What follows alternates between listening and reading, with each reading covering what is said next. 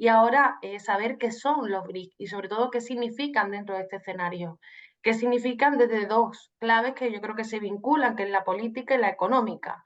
En ese sentido, pues eso, cuál es la importancia política y económica de esta asociación y también cómo se relaciona con este escenario que estamos hablando, qué rol puede jugar dentro de esa pugna que todavía no está consolidada, como decía Rita, y también cómo esa pugna ha consolidado también a los BRICS. Igualmente habéis hablado de varios elementos como la desdolarización y otros puntos. ¿Qué rol cumplen los BRICS en medio de este contexto, de este escenario, de esta disputa que aún no está determinada? Y ahora vamos a iniciar con Aníbal.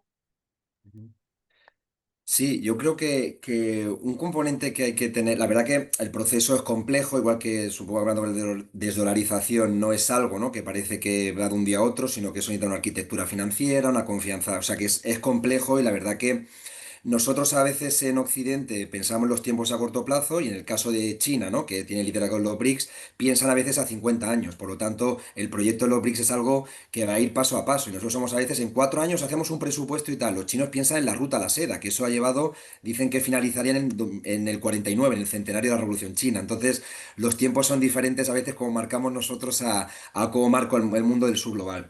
Un poco para, para lo que nos escuchan, Carmen, los BRICS, bueno, Brasil, Rusia, India y China en el 2009, haciendo introducción. En el 2010 entra Sudáfrica, son los cinco, por eso el concepto, el acrónimo de los BRICS.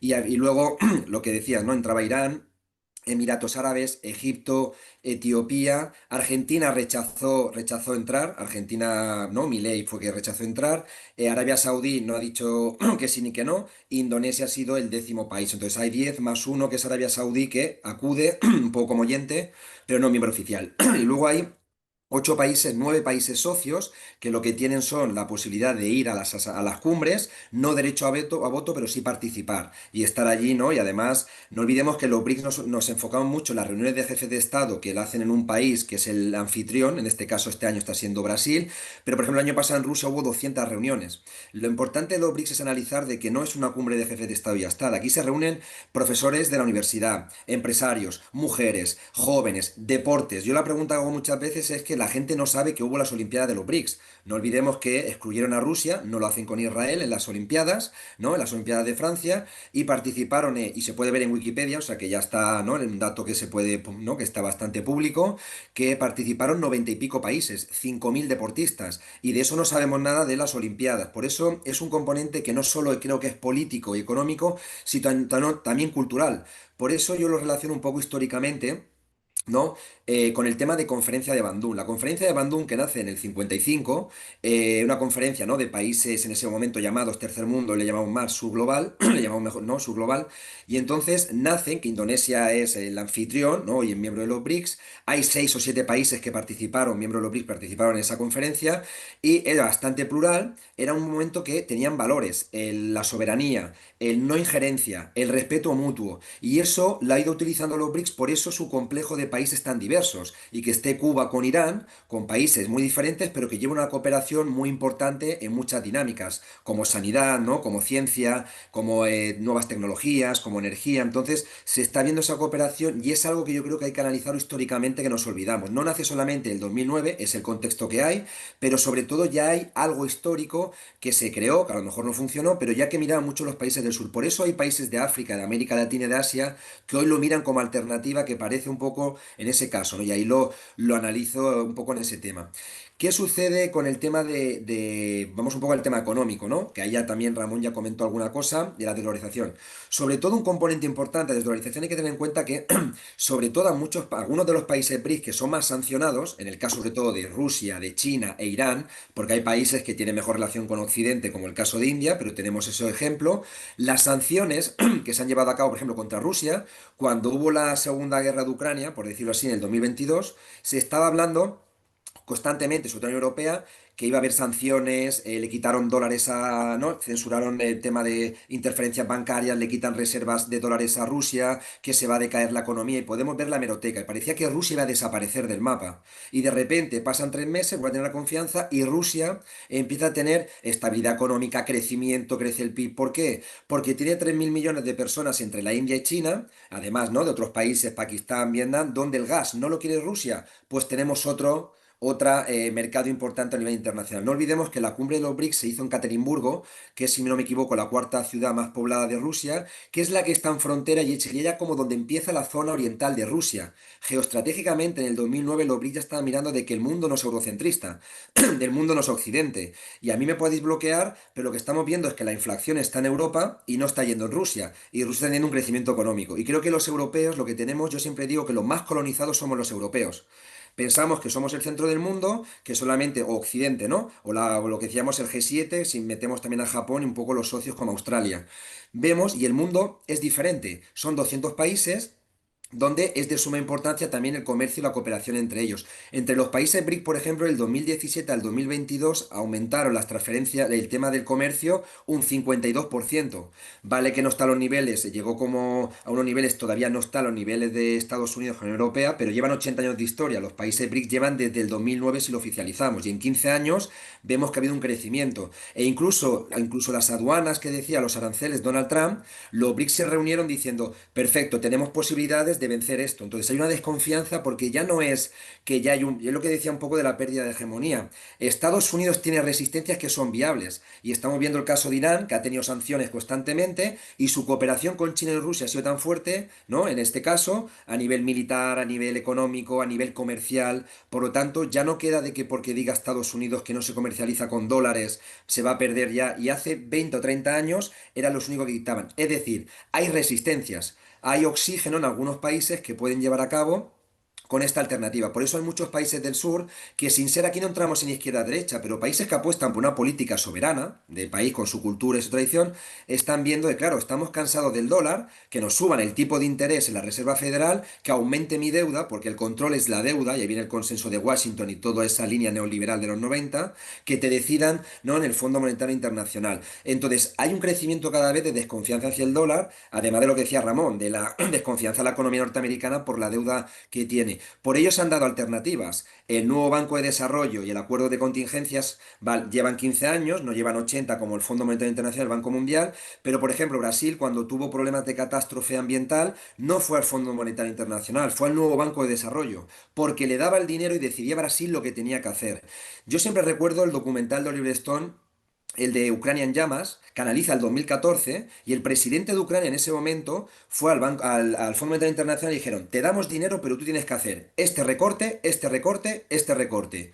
Vale, voy a Rusia. Y Rusia le dijo, yo te doy dinero, pero tú haces lo que quieras, me tienes que devolver mi dinero. Y dijo Ucrania, perfecto, entonces me alío con Rusia. Y a partir de ahí vino el Euromaiden y todo aquello. Y ahí lo tenemos la experiencia nosotros en Europa, que creo que no hablamos de ello, por eso digo que somos los más colonizados en tema internacional, que es el caso de Grecia. Grecia, cuando Syriza en el 2015, que nos hemos olvidado en la izquierda europea, Grecia, por el tema cultural también, porque hay un tema cultural en los BRICS también, que rompen el choque de civilizaciones, diferentes religiones, culturas, ya no solamente una línea de Occidente, y Grecia, un país ortodoxo, tiene buena relación histórica con Rusia, ¿no? En el tema cultural, y le dijo, perfecto, lo que puede hacer Grecia es sumarte como país invitado, no miembro de los BRICS, pero sí que puede ser país invitado en el nuevo Banco de Desarrollo. Por ejemplo, hay algunos países, Pakistán, Uruguay está en adhesión, sin ser miembro de los BRICS puedes pertenecer al nuevo Banco de Desarrollo y pedir créditos. Y de repente fue la Unión Europea, fue cuando ya le cortó, le hizo el boicot y hizo un golpe de Estado financiero contra Grecia. Y nos olvidamos que también aquí en Europa ha pasado, porque Grecia decía, perfecto, yo soy de Europa, pero tengo mi soberanía por si quiero ir a un crédito, y le cortaron la troika, el Fondo Monetario Internacional, Banco Central, le dieron ese golpe cuando se acercó Grecia a los BRICS. Entonces, ¿qué democracia estamos hablando, no? En este caso. Por ello creo que la desdolarización, países que se han visto más afectados como China, Irán, Rusia, han visto alternativas, sobre todo potenciando el comercio con moneda propia, con moneda local, es decir, Rusia compra con moneda rusa a China, China con su moneda con yuan, rublos, y ha habido un intercambio importante, además de elementos como el BRIC Pace contra los SWIFT. El método SWIFT es el método financiero de los bancos, y entonces boicotearon a muchos países y dijeron que no podían hacer comercio. Pues han creado una alternativa, como el BRIC Pace, ya digo, es algo que está ahí, pocos años, el nuevo Banco de Desarrollo va del 2013, el acuerdo de contingencias que es más créditos de economía macroestructural, que sería como lo que sería el Fondo Monetario Internacional, que todavía no han llevado a cabo créditos de eso, pero tienen un fondo todos los países porque han sido economías emergentes y por lo tanto no han tenido crisis estructurales, pero hay la idea. Y a eso en el 2009, me decía el otro día un compañero con el que hablaba, y no me alargo más, decía, Immanuel Wallerstein, ¿no? El teórico del sistema mundo, ¿no? De la teoría de la dependencia, cuando habló de los BRICS decía, bueno, esto será algo efímero, ¿no? Claro, pues normal, lo que todos hemos pensado, no sé si era 2013, efímero, no tendrá... Y ahora mismo estamos viendo que cada año se adhieren más, se van dando pasos, lo que parecía utopía parece ya que hay algo, empiezan a comercializar con sus monedas, las sanciones ya no tanto funcionan, hay un miedo, ¿no? Del tema de desdolarización, cada país se quieren sumar más, por lo tanto, eso que ya era algo utópico hace 20 años, parece que ya está llevando pues a mecanismos, ¿no? Y lo último, ya dejo paso ya a Ramón y a Rita, creo que es importante también, y en relación con la otra pregunta, claro, aquí quien tiene que tener claro, y que creo que tenemos que tener claro desde arriba, es qué está haciendo la Unión Europea respecto a ello. ¿Cuál es el papel de la Unión Europea? Que parece ahora mismo, ¿no? Que es el actor más colonizado en geopolítica. Nos llevan a la guerra de Ucrania. Nos llevan ahora mismo de aumentar el presupuesto de la OTAN y reducir ¿no? el 2% y reducir en salud y educación. ¿Y qué está pasando si aumenta el presupuesto de la OTAN? Sencillamente, Europa va a comprar a Estados Unidos. Europa no tiene industria propia, por lo tanto Estados Unidos hace que aumenten el presupuesto para que de esta manera, como decía Ramón, es economía militar, compremos y nos digan que tenemos enemigos porque nos dicen que si Moscú va a invadir Madrid. Y creo que eso pues es algo que tenemos sobre todo que, bueno, pues hacer mucho en la geopolítica, sobre todo en el norte, porque de mi punto de vista creo que somos más colonizados y hay muchos discursos interesantes en el sur que tenemos que aprender de ellos. Muchas gracias, Aníbal. Y bueno, también voy a aprovechar para recomendar la mesa que hicimos anterior, que era sobre Europa. Hablamos de Grecia, hablamos de Putin llegando a Albacete y de todo esto. Así que bueno, también os recomiendo ver la mesa anterior. Y ahora continuamos con Rita. Bueno, ¿qué resta para decir? Me gustó mucho lo que habló Aníbal, ha hecho un buen panorama de BRICS, lo que es, los países que están. Solo quiero decir que sí, Saudi Arabia está en BRICS y estuvo acá en Río de Janeiro el mes de abril para el encuentro de los ministros de Relaciones Exteriores de BRICS. Así que ahora sí está. El año pasado no sabíamos muy bien si iba a venir, si iba a quedarse afuera, pero este año vino al encuentro de los Sherpas de BRICS, de los negociadores, y después también al encuentro de los ministros de Estado. Entonces son esperados los árabes a la cúpula presidencial y el mes de julio en Río de Janeiro. Así que tenemos oficialmente 11 países en BRICS. Y ahora con Indonesia tenemos, así como Brasil, un gran país con intereses en las cuestiones de las florestas, el debate del clima, que es un debate, una discusión muy importante para todos nosotros, pero que todavía en BRICS no es exactamente una discusión que fue muy explotada, porque tenemos intereses muy diversos. Hay muchos países que tienen petróleo y gas natural, como Rusia, Arabia Saudita, Emiratos Árabes, pero tenemos una potencia como China que hace muchas inversiones en energías renovables. Así que yo creo que en esta cúpula y de acá y adelante tenemos esta cuestión, este tema del clima que va a ser incorporado también en la agenda de BRICS. Y como ha dicho Aníbal muy bien, BRICS hoy no es solamente una organización para discusión del sistema monetario y financiero internacional. El BRICS se crearon con una coalición para exigir reformas del sistema financiero y monetario internacional en 2009, 8, 9, pero con el tiempo el bloque ha ido ampliando sus agendas. Hoy en día existen acuerdos en casi todas las áreas. Salud, educación, cultura, soberanía digital, inteligencia artificial, ciencia y tecnología, infraestructura y también el clima. Y a cada año se celebran ministeriales temáticas que impulsionan acuerdos en diversas áreas. Existen, por ejemplo, acuerdos acerca de movilidad académica, que son muy importantes. Hay un foro de los rectores de universidad de BRICS Y hay también acuerdos muy importantes de cooperación en salud, en especial las enfermedades típicas del sur global, que no reciben la atención de los laboratorios europeos y de Estados Unidos. Así que hay muchos acuerdos en esta área de producción de vacunas, por ejemplo, y hay una tendencia de que este año en la cúpula de Brasil se celebren nuevos acuerdos en esta área de salud, que es una área importante. Irán tiene mucho interés en esta agenda de salud.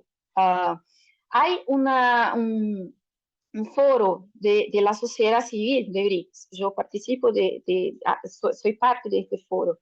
Y Irán participa con la organización creciente ROCO. Así que ves que la cuestión de la salud es muy importante para Irán y también para los países africanos, así como Sudáfrica, Etiopía y también para los asiáticos. Sí, es para todos nosotros, pero yo hablo de estos países porque tienen una industria de vacunas y de medicinas muy poco tecnológicas si hacemos una comparación con China, por ejemplo, o con Rusia. BRICS no tienen todavía, acerca del tema de la desdolarización, BRICS no tiene todavía un acuerdo de desdolarización. Lo que tenemos son las reformas de las instituciones de Bretton Woods, que se pasó en 2010, ¿no? que fue la razón del inicio de BRICS. Tenemos el nuevo Banco de Desarrollo, que presta dinero en moneda local, lo que es muy importante, porque cuando si presta dinero en dólar para Sudáfrica, por ejemplo, si hay un problema cualquiera, la moneda de Sudáfrica queda muy abajo y el país no puede arcar con la deuda. Y tampoco los empresarios, la iniciativa privada, no puede tomar préstamos en dólar. Así que el NDB, el nuevo Banco de Desarrollo, presta en los días actuales todo en moneda local. Esto es lo que tenemos en BRICS. Y también tenemos los acuerdos de cambios en monedas locales. Esto es lo que se desarrolla en el ámbito de BRICS.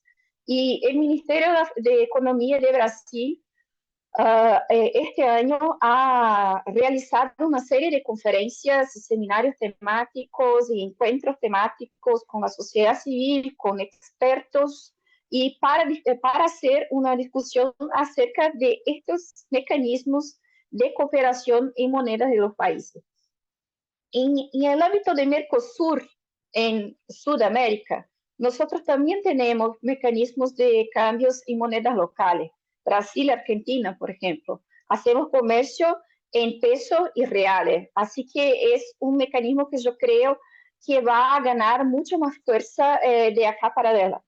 Y yo creo que es lo principal para BRICS, que crear, por ejemplo, una moneda de BRICS. Se habla mucho de una moneda de BRICS, pero en verdad que no existe esta discusión, no en el ámbito de las cúpulas presidenciales y de los ministros de Economía de estos países, porque se ha mostrado que el comercio en monedas de los países, hacer una siesta, se dice, de monedas locales es más interesante, más rápido y más efectivo. Así que se puede sí hablar de una disminución de la importancia del dólar por esta razón, pero no de la emergencia de un nuevo dólar o otra moneda. Yo creo que esto no va a pasar.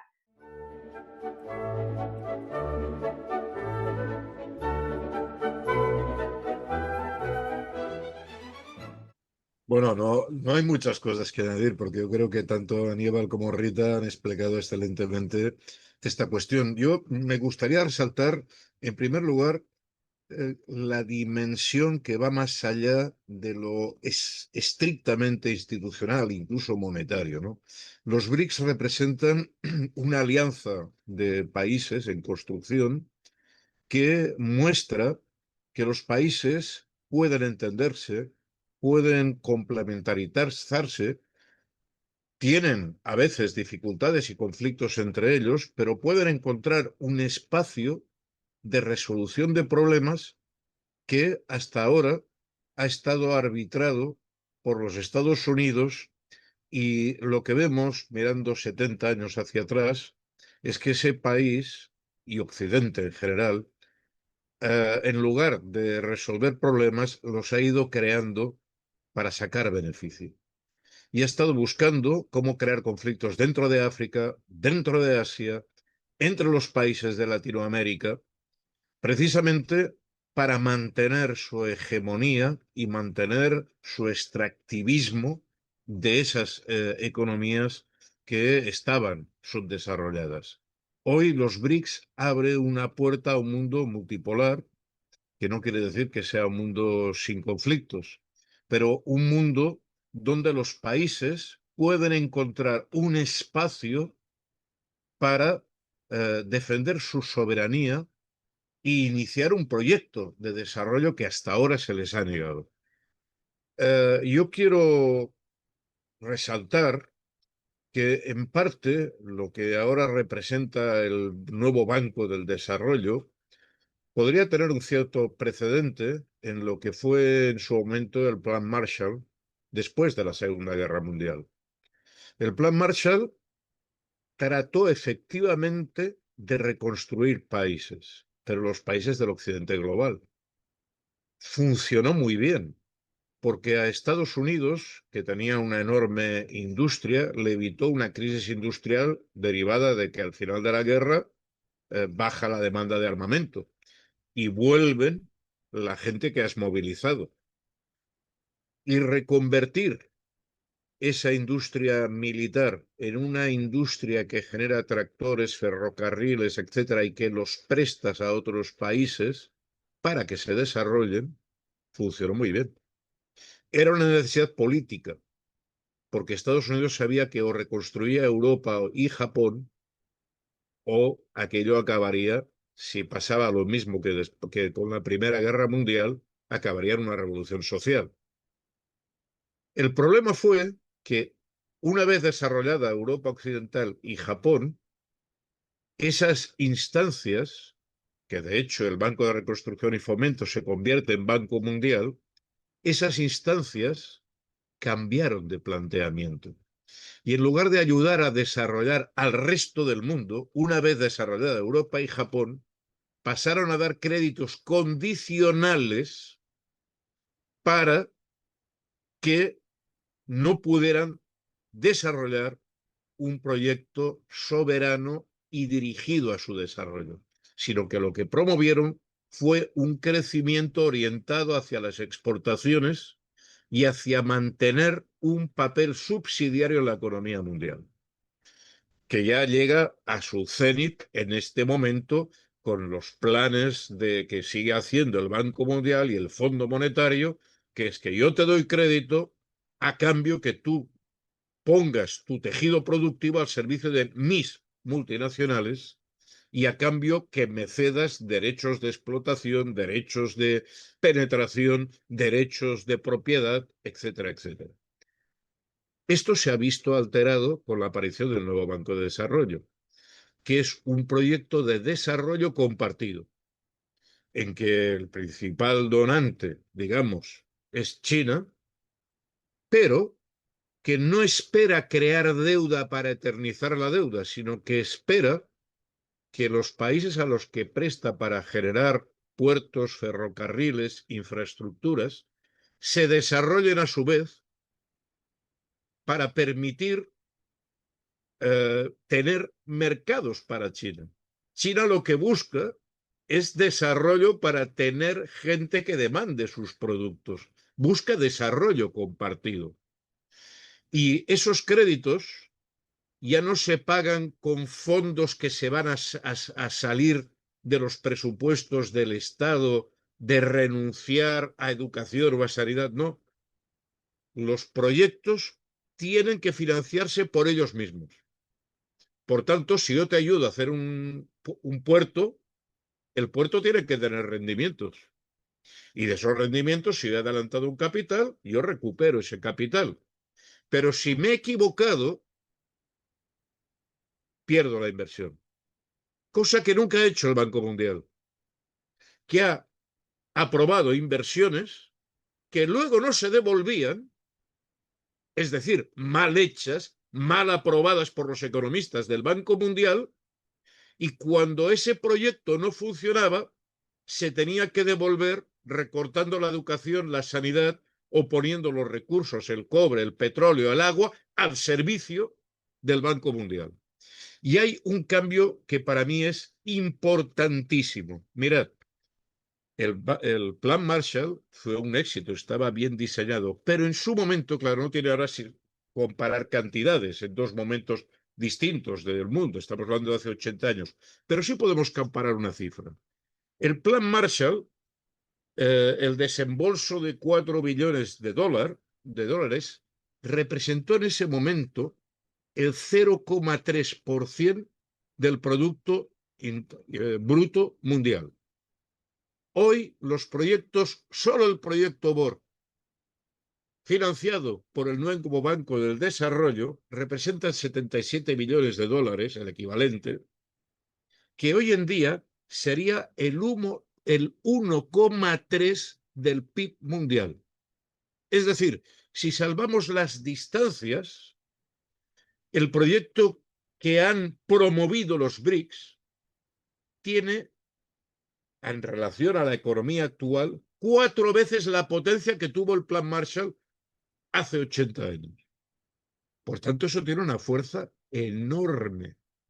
Y claro, eso lleva a una cuestión inmediata, que ya los países no piden créditos al Banco Mundial ni al FMI, menos los tontainas que ahora gobiernan en Argentina. Pero los demás países no quieren negocios con este tipo de personal, porque han demostrado ser pésimos economistas, que cobraban burradas los hombres de negro para aprobar los proyectos y luego los proyectos fracasaban. Y quien pagaba este fracaso eran los pueblos, no los economistas de Washington que habían ido a hacer esas recomendaciones. Este tiempo ha acabado y por tanto nos encontramos en otro tiempo que está empezando con los BRICS, de la cual sin duda el nuevo Banco de Desarrollo, como se llama Rita y Aníbal, es una pieza fundamental.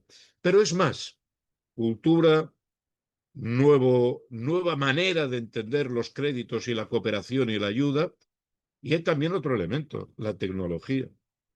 La tecnología que está desarrollando China representa un salto cualitativo al servicio del desarrollo. La aparición estos días de un nuevo sistema operativo, el sistema Harmony, que rompe con el monopolio de Apple, de Microsoft y de ese Android controlado por Google, que nace como Linux, pero se convierte en un sistema cerrado del cual nadie sabe la información que chupan de ahí del resto del mundo, el abrir esas tecnologías que hasta ahora han estado repetidamente sometidas a bloqueos, a limitaciones, es decir, tú no puedes exportar a ese país si tienes una pieza de este, porque la pieza tiene que ser norteamericana, o al revés, no puedes utilizar la pieza norteamericana y reexportar. Hoy el desarrollo tecnológico que se está produciendo en China va a cambiar las reglas del comercio y del desarrollo mundial.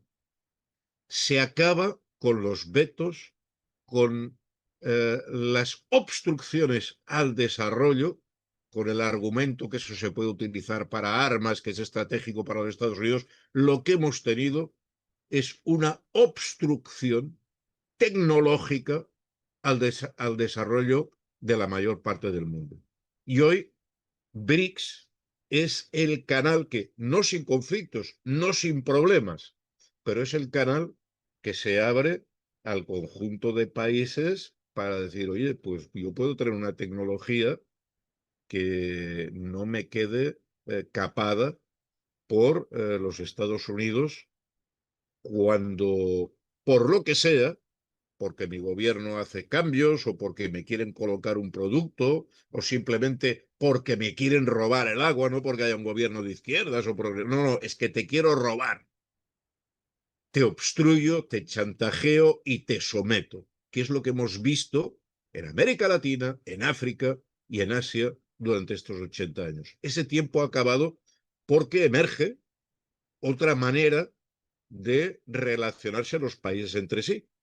Y resulta que esos países empiezan a ser mucha más población, la parte mayor, hoy los BRICS tal como están ya son más de la mitad de los habitantes de este planeta, y más producción.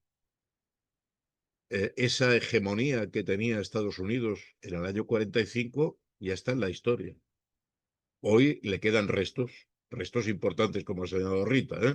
El tema del poder militar no es cualquier tontería tener 900 bases repartidas por el mundo, pero también son los pies de barro, porque esas 900 bases, los que están ahí cobran cada mes.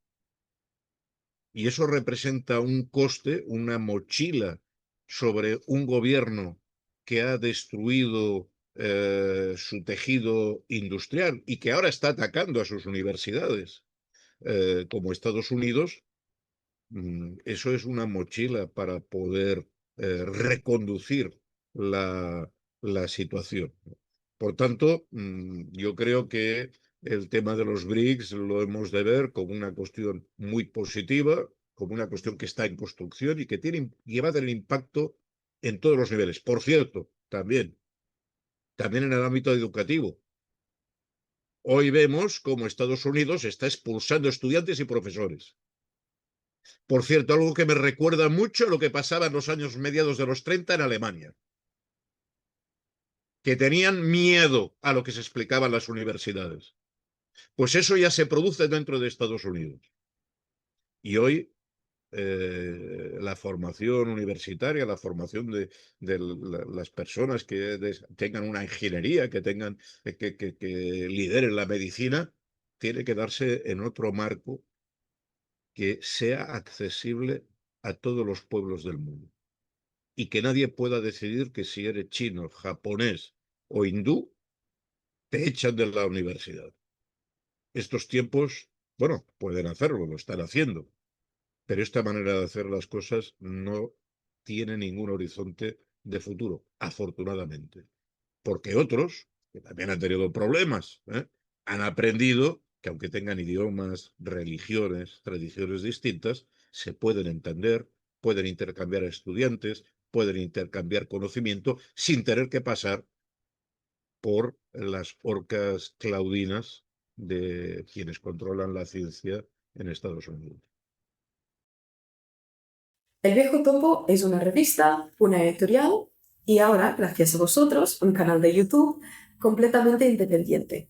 Si quieres ver más vídeos como este, por favor, suscríbete y dale pulgar arriba. Si aún no nos conoces, échale un vistazo a nuestros libros, revistas y artículos habituales. Gracias por acompañarnos.